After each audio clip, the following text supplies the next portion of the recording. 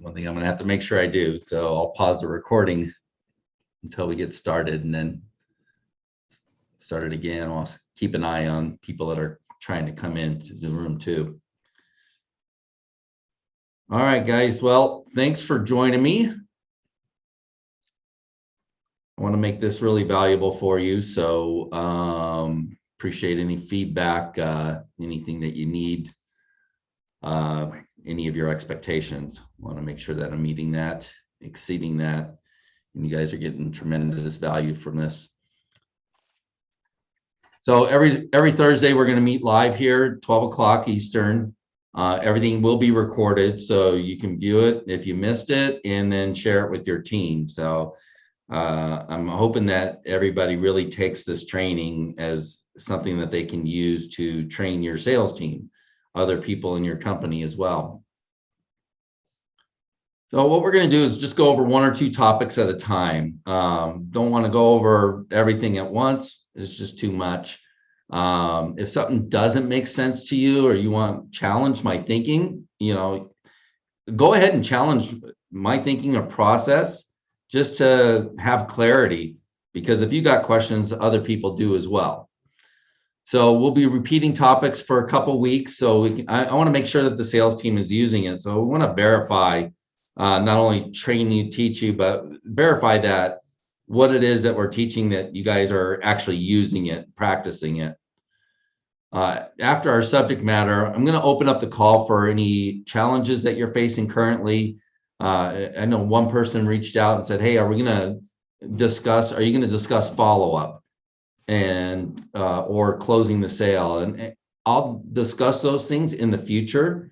But if that's a challenge for you right now, you don't have to wait until I bring up that topic. If you are facing a specific challenge, a customer asks you a question or something, you want to know how to handle it, after our class, I want you to bring that up and let's discuss it and see and come up with an answer. You don't have to wait until I cover that subject. So this is going to be a repeat from last week too. And if you haven't seen that video, go back and watch it. So we're going to repeat that a little bit and expand on that a little bit more too.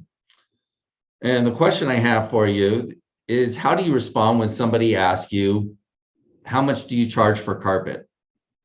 They called you up and they asked you, how much do you guys charge? Or they say, how much do you charge for tile?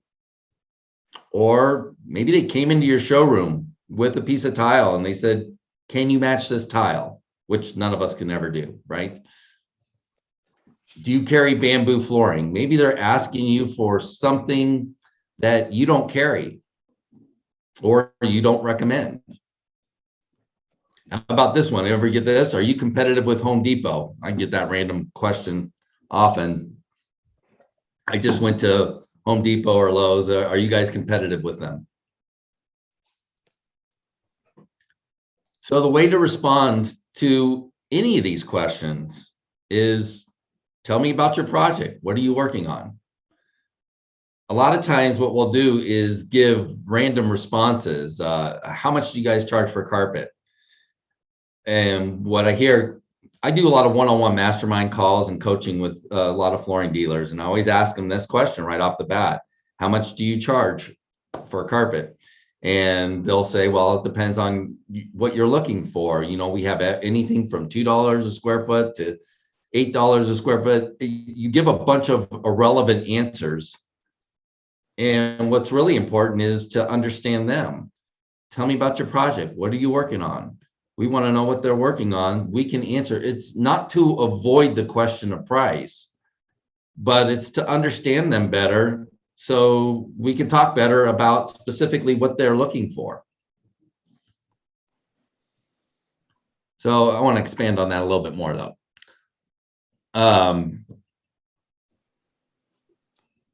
So this works every time. I mean, we don't sell tile here.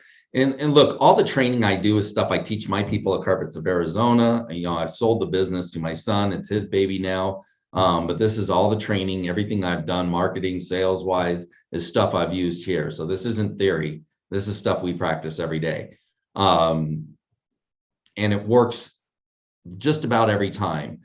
I don't really know a scenario where this opening line doesn't work. They come in with a piece of tile, they want to match it. Well, we don't even sell tile. And there's reasons that we don't sell tile, but we don't launch into all those reasons why we don't sell tile or don't recommend it. We say, tell me about your project. What are you working on? Their response is, well, we're expanding. We did this tile in several rooms, and now we want to do this other room with the same tile, and we're looking to see if it can be matched. Oh, okay. Well, the truth is you're not going to be able to find that tile anywhere. So are you open up to some other suggestions?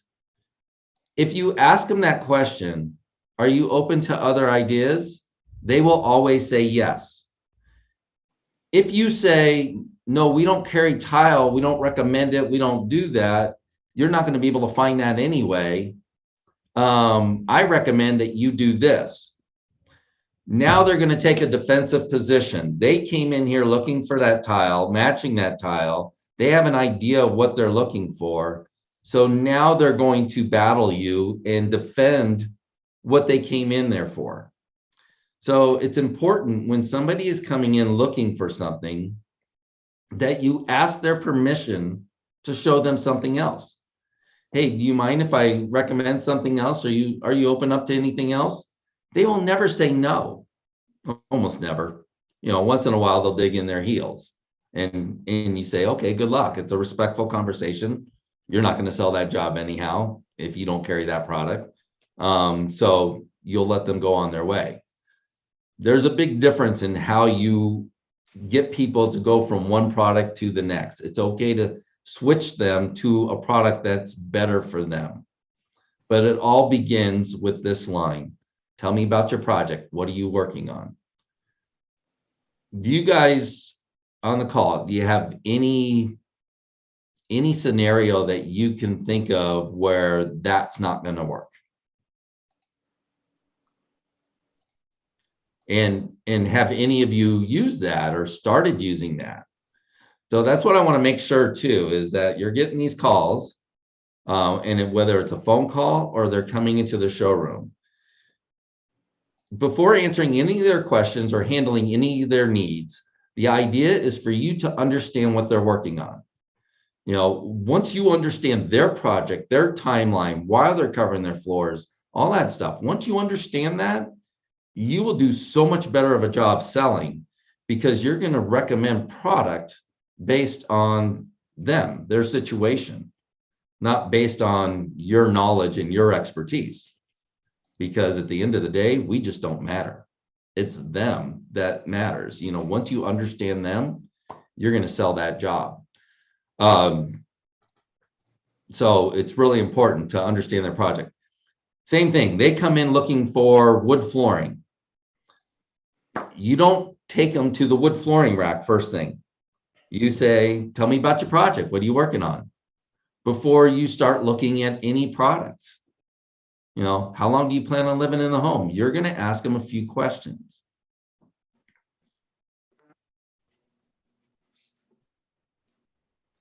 So I want to make the point too that strategy doesn't work digitally.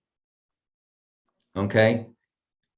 So when they use the request an estimate form online, or if they send you a text request or Facebook or Yelp, if they reach out to you digitally, you cannot say, tell me about your project. What are you working on? That's too big of a line.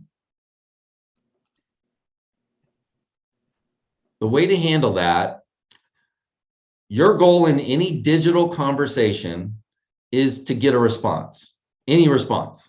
It doesn't matter what it is, because once they respond to you, then now you got a conversation. So one of my favorite ones is we get this a lot of Facebook forums where people say, hey, do you know anybody that does flooring? Do you know anybody that does carpet? And a lot of people will say, oh yeah, I recommend this guy, or they'll even reach out themselves and they'll say, they'll say, oh yeah, we get great prices, and they'll do that in the thread. I never respond in the thread. I always send a private message to the person.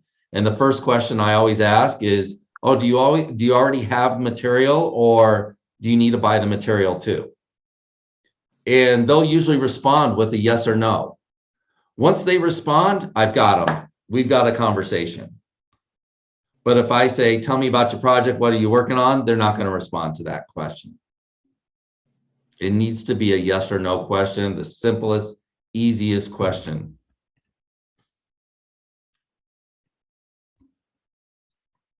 So it's very important that you review this with your staff, and then make sure that they're doing this, that you're teaching it, and that they're doing this.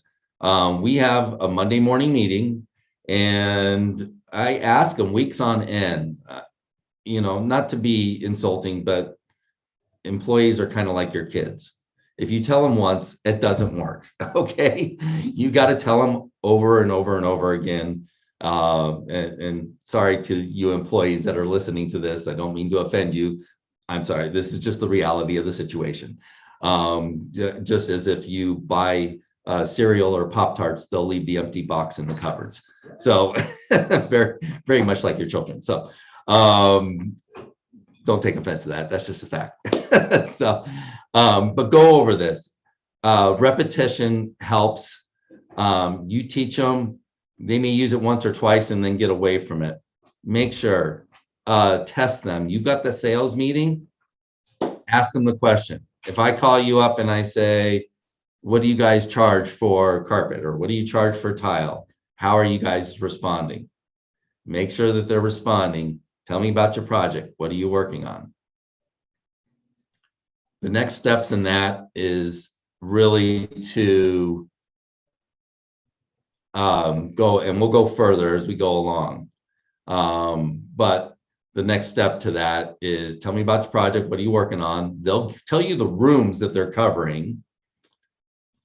They won't tell you why.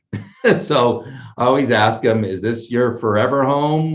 How long do you plan on living in the home, or are you selling the house?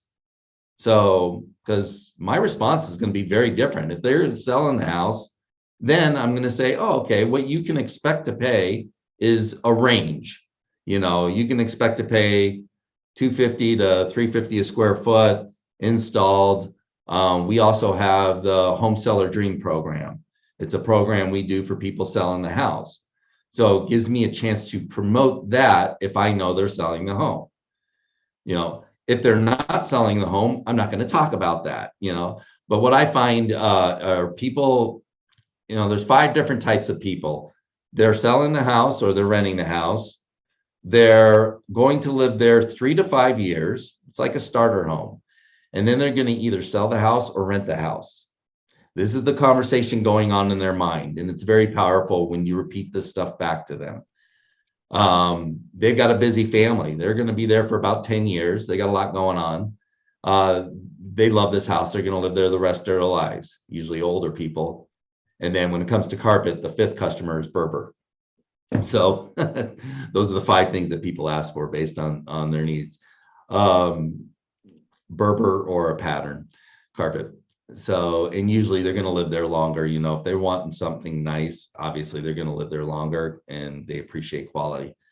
So once you know that, then you can give them a range of prices of what they expect. Okay. And understand this.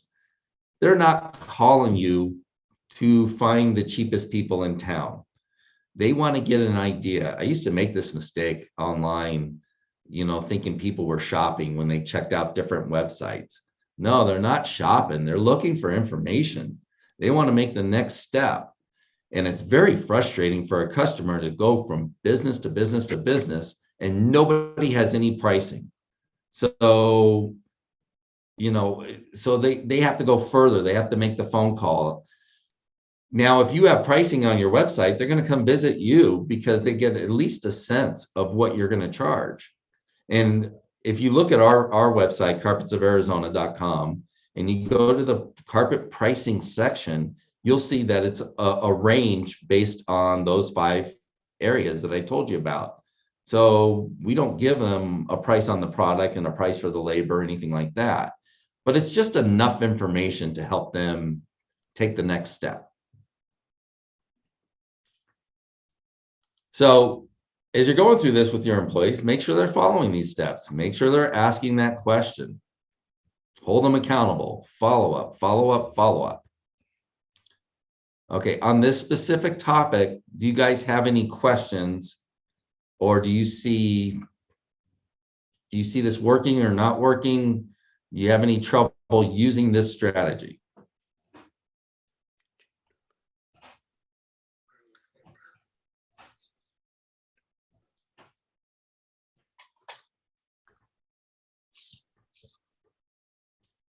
Is there an opening question that you think somebody would ask you where it would be harder to get this to work?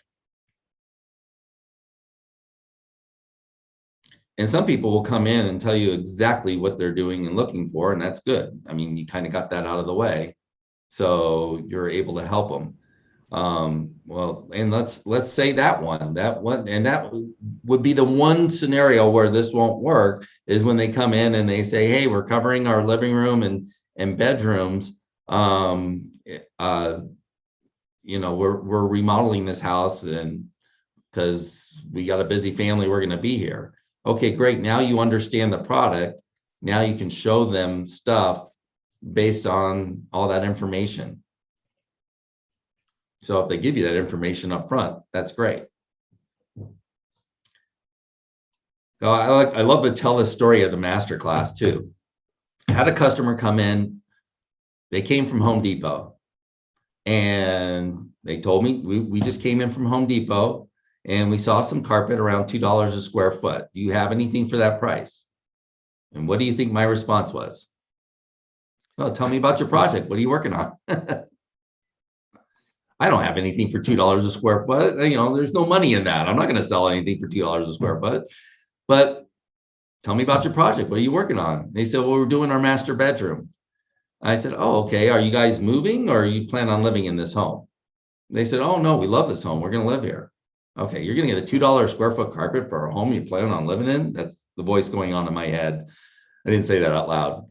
I said, well, I don't have anything at that range, but let me show you a couple things. Do you guys have your measurements on you? And they had their measurements on them. So I said, okay, great, let's go over it. And I figured out how much they would need for their project. And I showed them Bolera. Bolera is a polyester carpet we sell for $6.50 a square foot. And it's higher now. It was $6.50 at the time I did this. So I figured out how much they needed. And it was again, it's only one room. It was about $2,300. And they said, oh, you know, we were hoping to stay around 1,500. Do you have anything else? I said, well, yeah, let me show you something else. And I pulled out a Dreamweaver carpet, and it was about $250 less. And they're going, it's not worth it to save $250. I love this carpet. They love the color, the way it felt, the style. They fell in love with the carpet, and it's not worth saving $250. So again, here's somebody who wanted $2 a square foot carpet based on what happened at Home Depot, and they loved the way I treated them. They loved the information I gave them. It was so much better service than they got at Home Depot, so much better information. And they cut me a check, a deposit for the job. I never went out and measured the job. And these people came in looking for $2 a square foot carpet.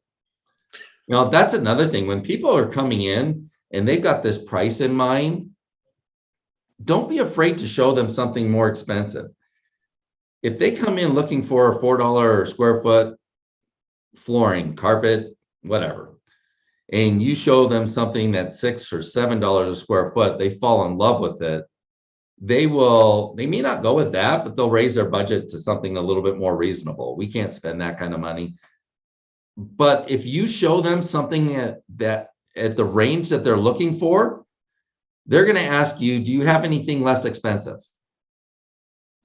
They're going to ask you that question anyway. So when you start off higher, it's easier to come down than when you start off at your bottom. Well, we're on a tight budget and this and that. You know, and we've all done this as consumers, recognize that.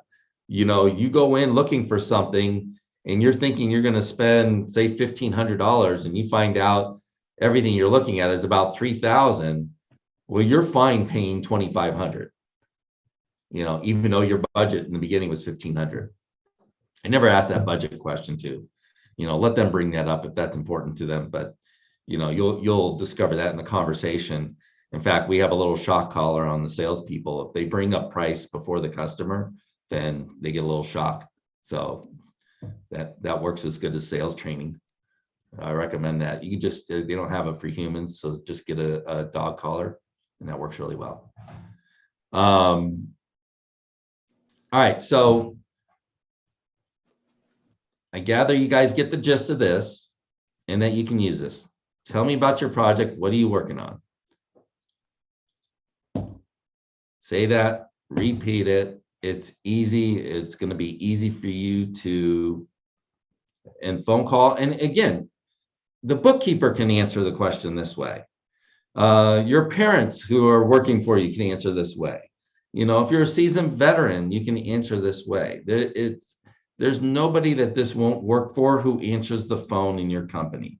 They can understand the project and say, I'm not one of the salespeople. Let me get you on to Judy, and I'll tell her about the project and what you're working on. Or let me have Frank call you back, and at least I understand a little bit more about what you're working on.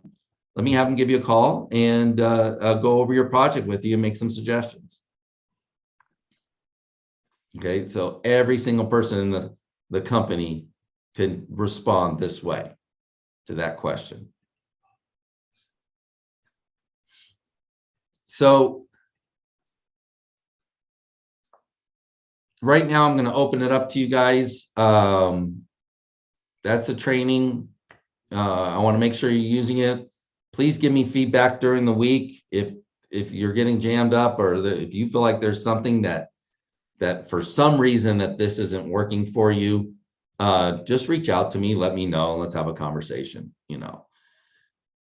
I'll talk to any of you at any time. So is there any questions that you guys have right now? Did some customer jam you up with anything else that you'd like to go over?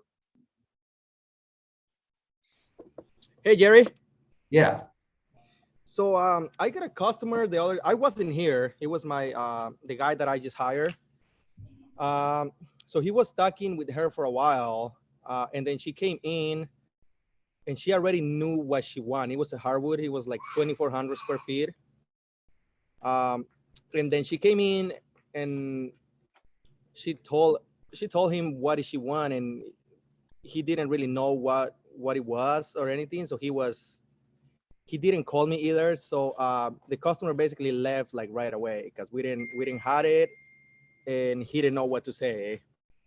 So at this point, I called the customer. She never answered. She never called back.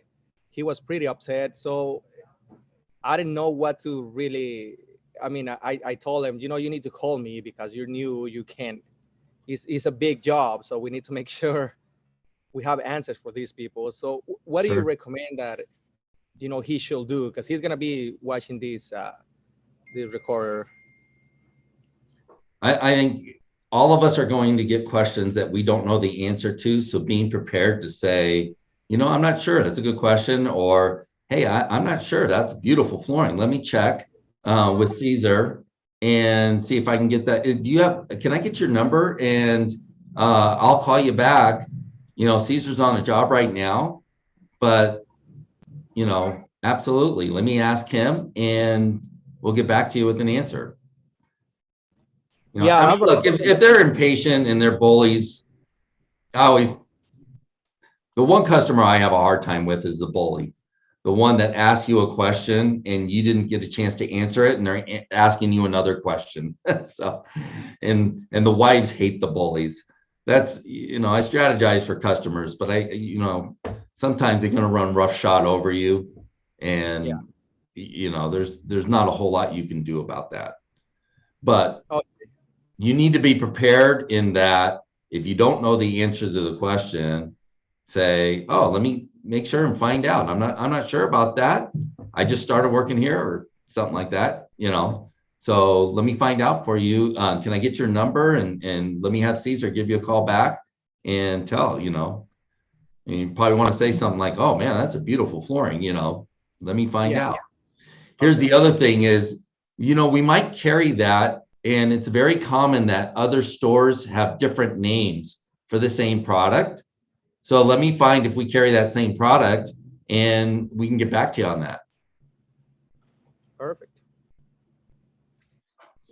So that's another way to be prepared. Somebody gives you the name of a product, say, oh, I'm not sure. It's very common in our industry that people have a different name for the same product. So let me check with my rep, or let me check with Caesar and get back to you on that.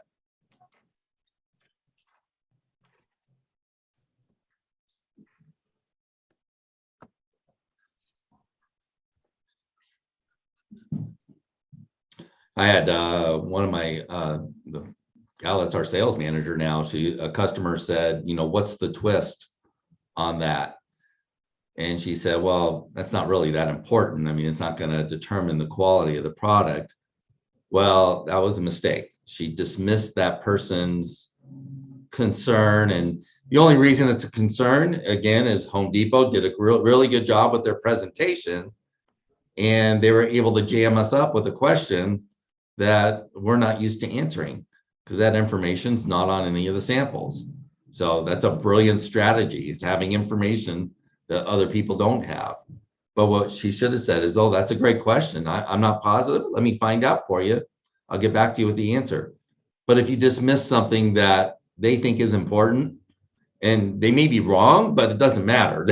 They think it's important. So you can't dismiss a question that, I mean, it doesn't matter, but that customer somewhere along the line did research and found out it matters to them. They always got customers when I was in the shutter business that came in looking for polywood shutters, the plastic shutters. And I would tell them that, I know a lot of people recommend this and say that it's better. The truth is that it's not. I wanted to validate what they already believed, because again, these people are doing research and looking stuff up online and they believe it, or believe what another salesperson says. So you don't want to dismiss that. You want to validate what they already believe and then show them something else, or recommend something else, or mostly ask their permission to show them something else. It's kind of funny when I do coaching too, when somebody does something that's just horribly wrong, I ask their permission if I could show them a better way. When we were at Surfaces, the people that had digital pricing had just a horrible presentation. And I was going to do a video of them, and I'm like, I can't do this video. This is a horrible video. It'll be a horrible video. So I went in there. I said, hey, can I give you guys some coaching on something? Again, I asked their permission. They're not going to say no. But if I just tell them all the stuff they did wrong, they would have probably been defensive.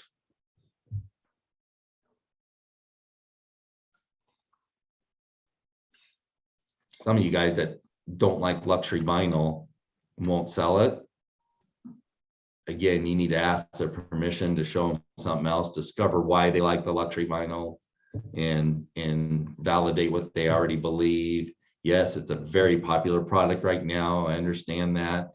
Do you mind if I share some information with you? The reason that we don't sell it is that. So you can get around that. It's just having the conversation the right way.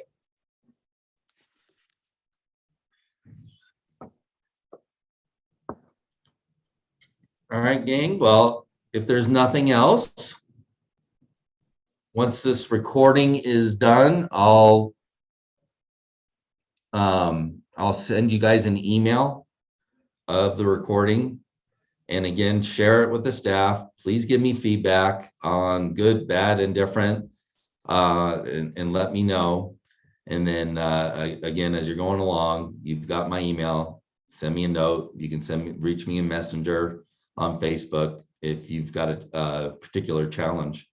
So we're going to go in line with this process, and it's just going to be ongoing training. So as you guys hire new salespeople, it's good material for you guys to share with your salespeople and just make them better and better and better. I want you guys all to close more deals for higher prices. And that's it. When we're prepared like this, it just helps us a great deal. This kind of approach works really well. Tell me about your project. What are you working on? All begins there. The saying is, ingrain this into your soul. It's better to understand than it is to be understood. Franklin Covey. So I've gotten it from all sorts of gurus. Joe Polish was the one that taught it to me. He probably got it from Frank Covey. And the other one was, it's better to be interested than interesting. So one guy did was it Jay Levinson or somebody that did a class, Jay Abraham, one of the Jays, did a class and said, who is the nicest person you know? And people would pick the nice person and they'd say, how good are they at listening? And they were really good listeners. We really like people who listen to us. So think of that when you're selling. The more you listen to that customer and listen to their concerns and understand them, the more they're going to like you. They don't have to even know anything about you. They're going to love you because you listen to them and you're interested in them. So good strategy. I always think a salesperson should be talking less than 50% of the time. You let that customer sell themselves.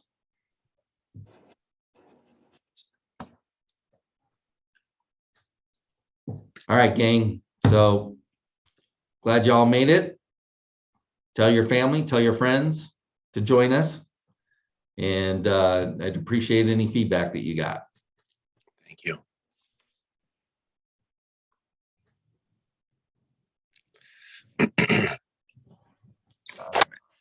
See you guys next week.